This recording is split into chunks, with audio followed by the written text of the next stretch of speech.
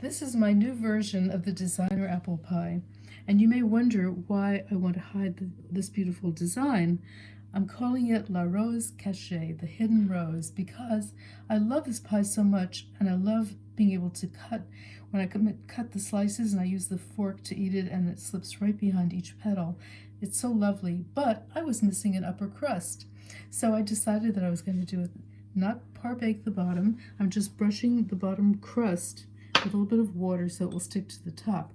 And now I'd like to show you how I roll out a pie crust to make it as even as possible. I start out by rolling it with a 7-inch disc that was sitting in the refrigerator to firm up, and then I start by rolling it to a round. And I measure the top of the pie and I go about a 1/2 inch on either side larger so that it can tuck under the crust.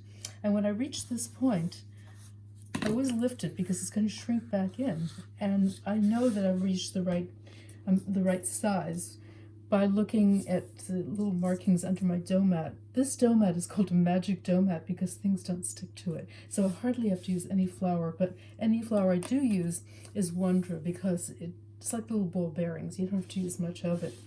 And I have an expandable flan ring, which I use to measure and to cut, but if you don't have that, you can make a template very easily. I use a cardboard round base, which I designed actually for cakes, and then I just trace this amount. So this is going to be 12.5 inches to go over the top crust. But first I want to make sure that it's not thicker in one place and thinner than the other, because the thicker part doesn't bake through and the thinner part can get overbaked. So I'm using my fast tracks that are slightly under 1/8 of an inch, and I'll just go over it one time when it's the right size to make sure it's also the right thickness.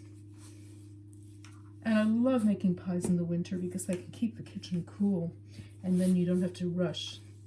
So you can maybe see the marbling of the butter. That's what's going to make it so flaky. Now, of course, you can put it on the pie and then trim it with scissors. Many people do that, but I find that it's more even and easier to work with when I cut it first.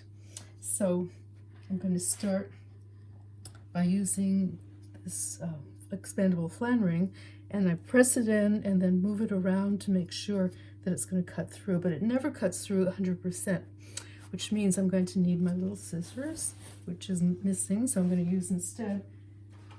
I've got a million different types of things to be used, and I can't find any of them. Here. It's a pizza cutter, and that works also very well. So when I lift this off, I can see it cut through in some spots, but not in others. And of course, I'm going to use these wonderful dough scraps to make cookies, to roll with cinnamon sugar. See, this cuts right through, and it doesn't cut the mat. The mat's pretty firm, but still, you don't want to cut it.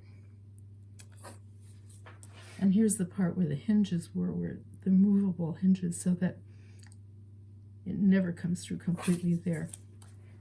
It doesn't matter if you have a little bit of extra, not to worry, because that's going to be tucked under. And now I'm going to move over to the pie. And the easiest way to transfer it, you can just lift it with your hands. You can see what a nice crust this is. It's tender, but it's not going to break. But I just fold it in half and center it right over the center of the pie.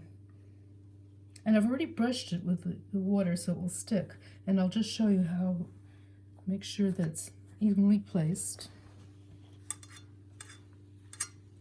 And then I tuck it, I want it to encase the bottom crust. And I designed this pie plate. You can see it's flat here, though it's rippled and scalloped. And by being flat, it doesn't have a tendency to drop down during the initial part of the baking. So I'm going to go all the way around, but I'll just do a little to show you. And see, I'm tucking it around that bottom crust. And then, when I finish the whole thing, but I'll show you just this little part, I just press it in. So you can see that it's not going to be too thick, but nonetheless, when it's all done and before baking, I made an aluminum foil with heavy-duty shield so that the crust doesn't overbake, because the crust always takes longer than the apples. And there you have it, how to make a perfectly even apple pie.